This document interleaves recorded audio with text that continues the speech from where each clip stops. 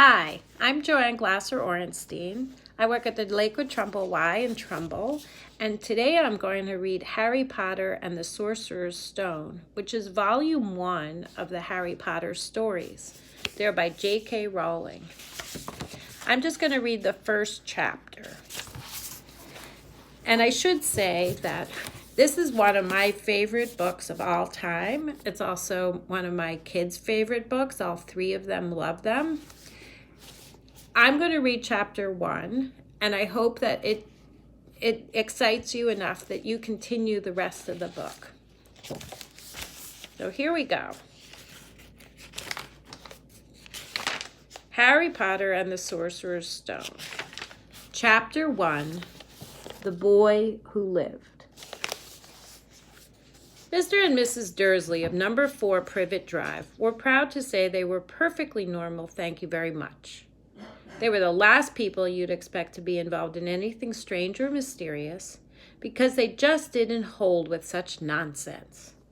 Mr. Dursley was the director of a firm called Grunnings, which made drills. He was a big, beefy man with hardly any neck, although he did have a very large mustache.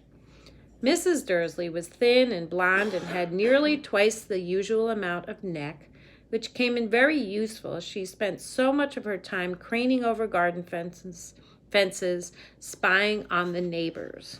The Dursleys had a small son named Dudley, and in their opinion, there was no finer boy anywhere. The Dursleys had everything they wanted, but they also had a secret, and their greatest fear was that somebody would discover it. They didn't think they could bear it if anyone found out about the Potters. Mrs. Potter was Mrs. Dursley's sister, but they hadn't met for several years. In fact, Mrs. Dursley pretended she didn't have a sister because her sister and her good-for-nothing husband were as un-Dursleyish as it was possible to be. The Dursleys shuddered to think what the neighbors would say if the Potters arrived in the street. The Dursleys knew that the Potters had a small son too, but they had never seen him. This boy was another good reason for keeping the Potters away. They didn't want Dudley mixing with a child like that. When Mr. and Mrs. Dursley woke up on the dull, gray Tuesday our story starts, there was nothing about the cloudy sky outside to suggest the strange and mysterious things that would soon be happening all over the country. Mr. Dursley hummed as he picked out his most boring tie for work, and Mrs. Dursley gossiped away happily as she wrestled a screaming Dudley into his high chair. None of them noticed a large tawny owl flutter past the window. At 8:30, Mr. Dursley picked up his briefcase, pecked Mrs. Dursley on the cheek, and tried to kiss Dudley goodbye, but missed, because Dudley was now having a tantrum and throwing his cereal at the walls. "Little tyke," chortled Mr. Dursley as he left the house. He got into his car and backed out of number 4's drive. It was on the corner of the street that he noticed the first sign of something peculiar. A cat reading a map. For a second, Mr. Dursley didn't realize what he had seen, and he jerked his head around to look again. There was a tabby cat standing on the corner of Privet Drive, but there wasn't a map in sight. What could he have been thinking of? It must have been a trick of the light. Mr. Dursley blinked and stared at the cat. It stared back. As Mr.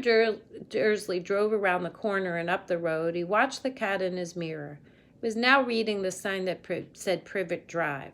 No, looking at the sign. Cats couldn't read maps or signs. Mr. Dursley gave himself a little shake and put the cat out of his mind.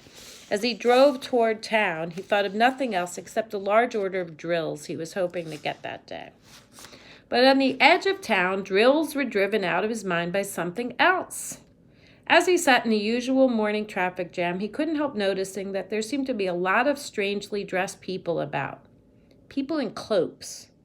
Mr. Dursley couldn't bear people who dressed in funny clothes, the get-ups you saw on young people. He supposed this was some new, stupid fashion. He drummed his fingers on the steering wheel, and his eyes fell on the huddle of these weirdos standing quite close by. They were whispering excitedly together. Mr. Dursley was enraged to see that a number of them weren't young at all. Why, that man had to be older than he was and wearing an emerald green cloak. The nerve of him. But then it struck Mr. Dursley that this was probably some silly stunt. These people were obviously collecting for something. Yes, that would be it. The traffic moved on. A few minutes later, Mr. Dursley arrived at the Grinnings parking lot, his mind back on drills. Mr. Dursley always sat with his back to the window in his office on the 9th floor. If he hadn't, he may have found it harder to concentrate on drills that morning. He didn't see the owls swooping past in broad daylight, though people down on the street did. They pointed and gazed open-mouthed as owl after owl sped overhead. Most of them had never seen an owl even at nighttime. Mr. Dursley, however, had a perfectly normal owl-free morning. He yelled at 5 different people. He made several important telephone calls and shouted a bit more. He was in a very good mood until lunchtime, when he thought he'd stretch his legs and walk across the street to buy himself a bun from the bakery. He'd forgotten all about the people in cloaks until he passed a group of them next to the baker's. He eyed them angrily as he passed. He didn't know why, but they made him uneasy. This bunch were whispering excitedly too, and he couldn't see a single collecting tin. It was on his way back then, past them, clutching a large donut in a bag, that he caught a few words of what they were saying. The Potters. That's right. That's what I heard. Yes, their son Harry. Mr. Dursley stopped dead. Fear flooded him. He looked back at the whisperers as if he wanted to say something to them, but he thought better of it. He dashed back across the road, hurried up to his office, snapped at his secretary not to disturb him, seized his telephone, and had almost finished dialing his home number when he changed his mind. He put the receiver back down and stroked his mustache, thinking, no, he was being stupid. Potter wasn't such an unusual name. He was sure there were lots of people called Potter who had a son called Harry. Come to think of it, he wasn't even sure if his nephew was called Harry. He'd never even seen the boy. It might have been Harvey or Harold. There was no point in worrying Mrs. Dursley. She always got so upset at any mention of her sister. He didn't blame her if he'd had a sister like that. But all the same, those people in cloaks... He found it a lot harder to concentrate on drills that afternoon. When he left the building at 5 o'clock, he was still so worried that he walked straight into someone just outside the door. Sorry, he grunted as the tiny old man stumbled and almost fell.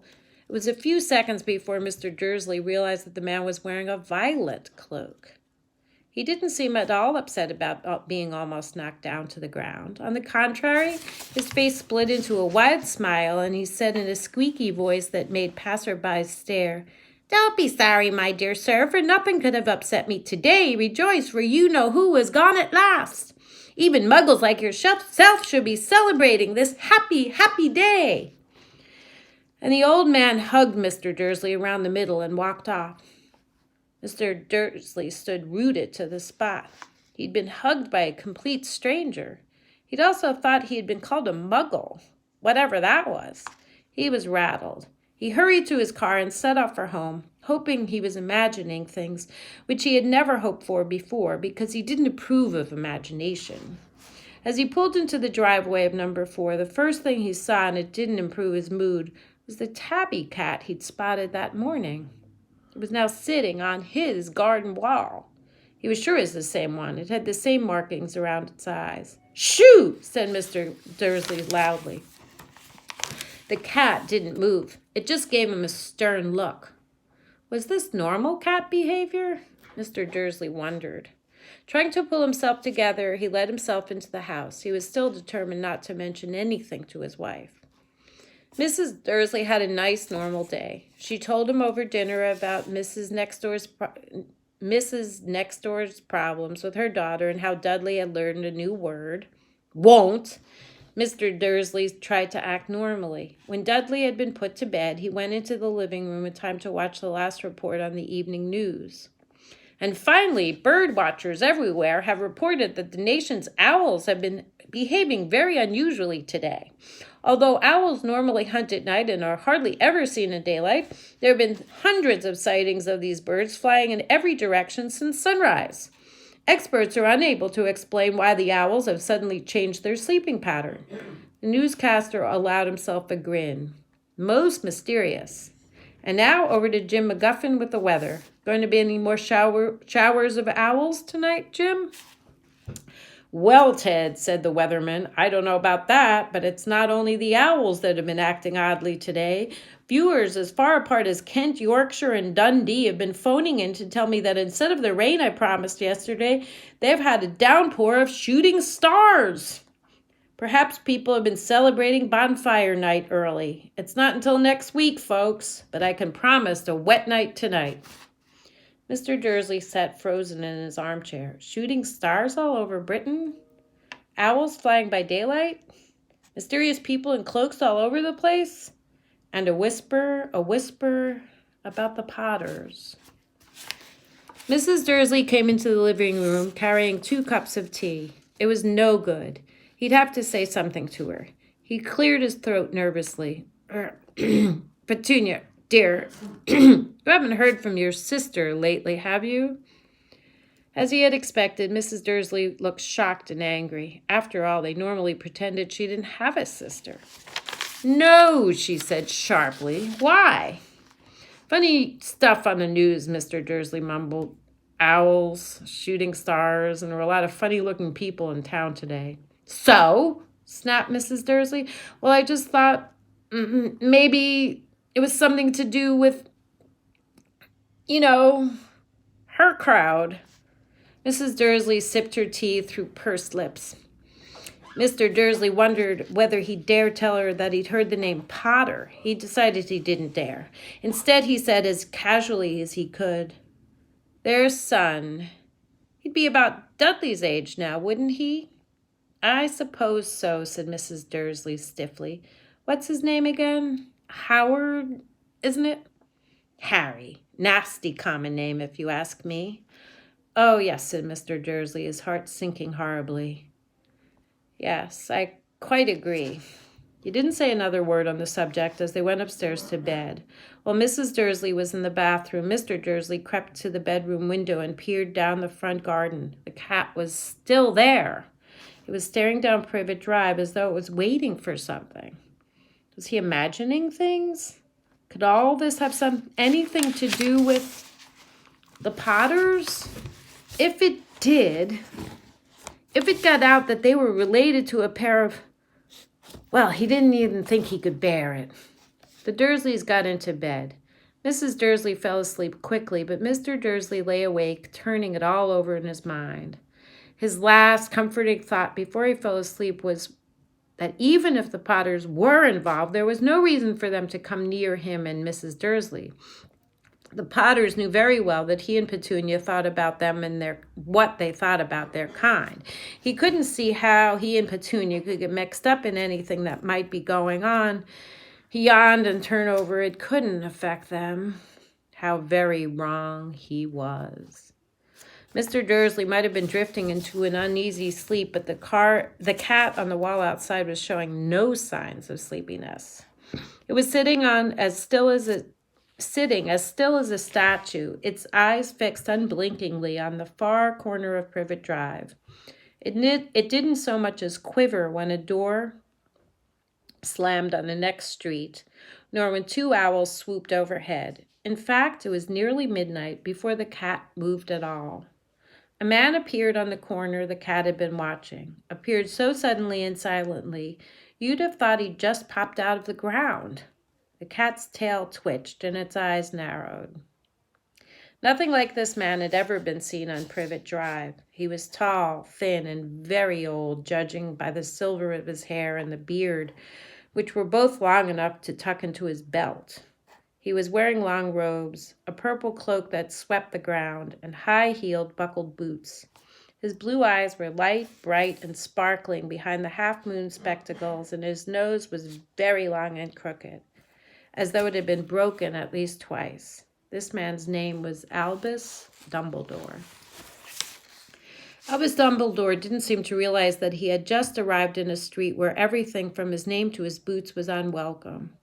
He was busy rummaging in his cloak, looking for something, but he didn't seem to realize he was being watched because he looked up suddenly at the cat, which was still staring at him from the other side of the street.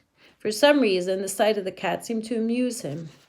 He chuckled and muttered, "I should have known." He found what he was looking for in his inside pocket. It seemed to be a silver cigarette lighter. He flicked it open, held it up in the air, and clicked it.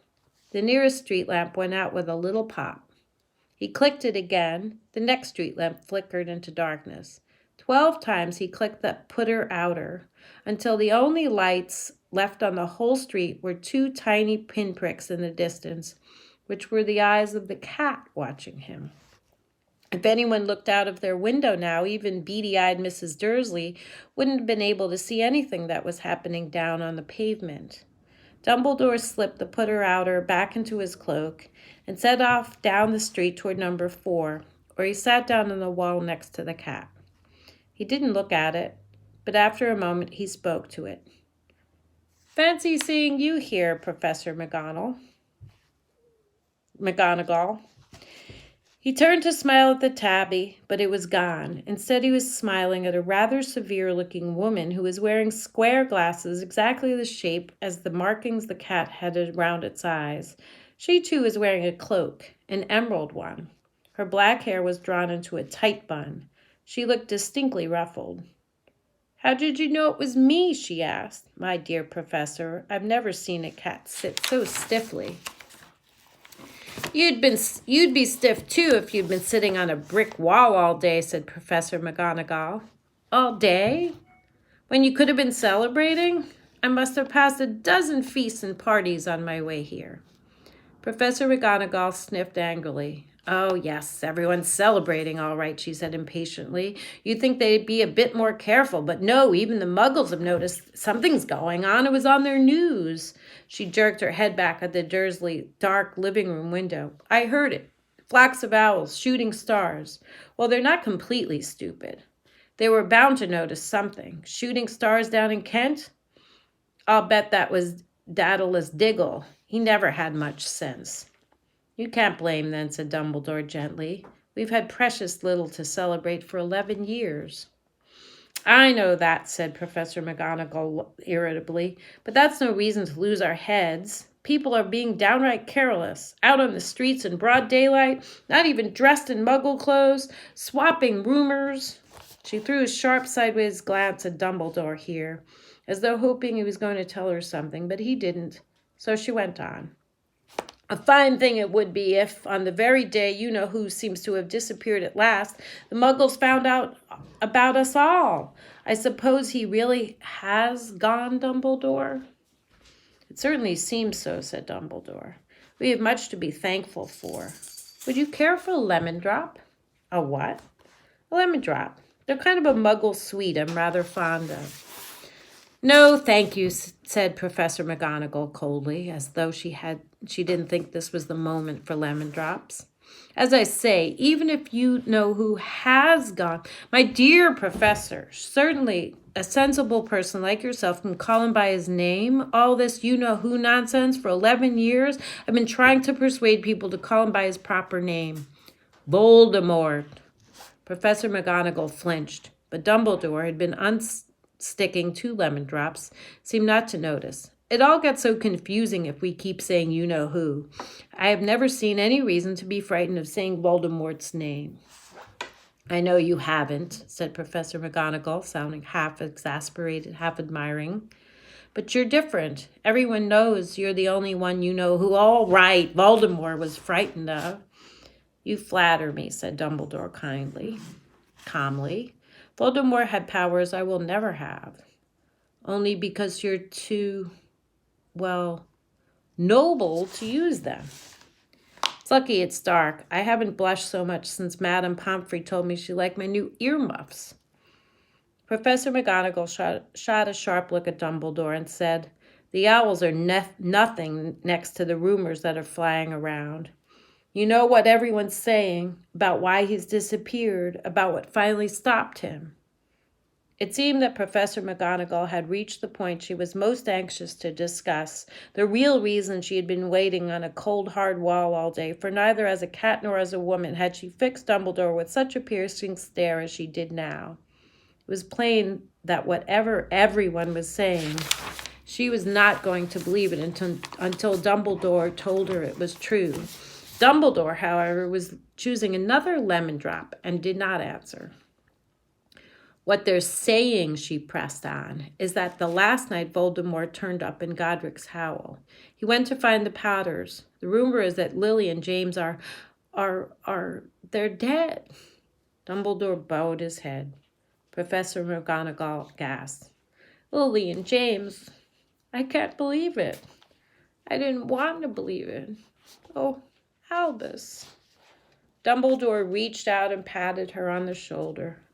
I know, he said heavily. Professor McGonagall's voice trembled as she went on. That's not all. They're saying he tried to kill the Potter's son, Harry. But he couldn't. He couldn't kill that little boy. No one knows why or how, but they're saying that when he couldn't kill Harry Potter, Voldemort's power somehow broke. That's why he's gone. Dumbledore nodded glumly. It's true, faltered Professor McGonagall. After all he's done, all the people he's killed, he couldn't kill a little boy? It's just astonishing. Of all the things to stop him, but how in the name of heaven did Harry survive? We can only guess, said Dumbledore. We may never know. Professor McGonagall pulled out a lace handkerchief and dabbed her eyes beneath her spectacles. Dumbledore gave a great sniff as he took a golden watch from his pocket and examined it. It was a very odd watch. It had 12 hands, but no numbers. Instead, little planets were moving around the edge. It must have made sense to Dumbledore, though, because he put it back in his pocket and said, Hagrid's late. I suppose it was he who told you I'd be here, by the way? Yes, said Professor McGonagall. And I don't suppose you're going to tell me why you're here, of all places? I've come to bring Harry to his aunt and uncle. They're the only family he has left now. You can't mean the people who live here, cried Professor McGonagall, jumping to her feet and pointing at number 4. Dumbledore, you can't. I've been watching them all day. You couldn't find 2 people who are less like us, and they've got this son. I saw him kicking his mother all the way up the street, screaming for sweets. Harry Potter, come and live here? It's the best place for him, said Dumbledore firmly. His aunt and uncle will be able to explain everything to him when he's older. I've written them a letter. A letter? Repeated Professor McGonagall faintly, sitting back down on the wall. Really, Dumbledore, you think you can explain all this in a letter? These people will never understand him. He'll be famous, a legend. I wouldn't be surprised if today was known as Harry Potter Day in the future. There will be books written about Harry. Every child in our world will know his name. Exactly, said Dumbledore, looking very serious at the top of his half-moon glasses. It would be enough to turn any boy's head. Famous before he can walk and talk. Famous for something he won't even remember. Can't you see how much better off he'll be growing up away from all that until he's ready to take it? Professor McGonagall opened her mouth, changed her mind, swallowed, and then said, Yes, you're right, of course. But how is the boy getting here, Dumbledore? She eyed his cloak suddenly as though she thought he might be hiding Harry underneath it. Hagrid's bringing him. You think it wise to trust Hagrid with something as important as this? I would trust Hagrid with my life, said Dumbledore. I'm not saying his heart isn't in the right place, said Professor McGonagall grudgingly, but you can't pretend he's not careless. He does tend to... What was that? A low rumbling sound had broken the silence around them. It grew steadily louder as they looked up and down the street for some kind of a headlight. It swelled to a roar as they both looked up at the sky, and a huge motorcycle fell out of the air and landed on the road in front of them. If the motorcycle was huge, it was nothing compared to the man sitting astride it. He was almost twice as tall as a normal man and at least 5 times as wide. He looked simply too big to be allowed, and so wild, long tangles of bushy black hair and beard hid most of his face. He had hands the size of trash can lids, and his feet in their leather boots were like baby dolphins. In his vast, muscular arms, he was holding a bundle of blankets. Hagrid, said Dumbledore, sounding relieved. At last. Where did you get that motorcycle? Borrowed it, Professor Dumbledore, sir, said the giant, climbing carefully off the motorcycle as he spoke. Young Sirius Black lent it to me. I've got him, sir. No problems, were there? No, sir. House was almost destroyed, but I got him out all right before the muggles started swarming around. He fell asleep as we was flying over Bristol. Dumbledore and Professor McGonagall bent forward over the bundle of blankets.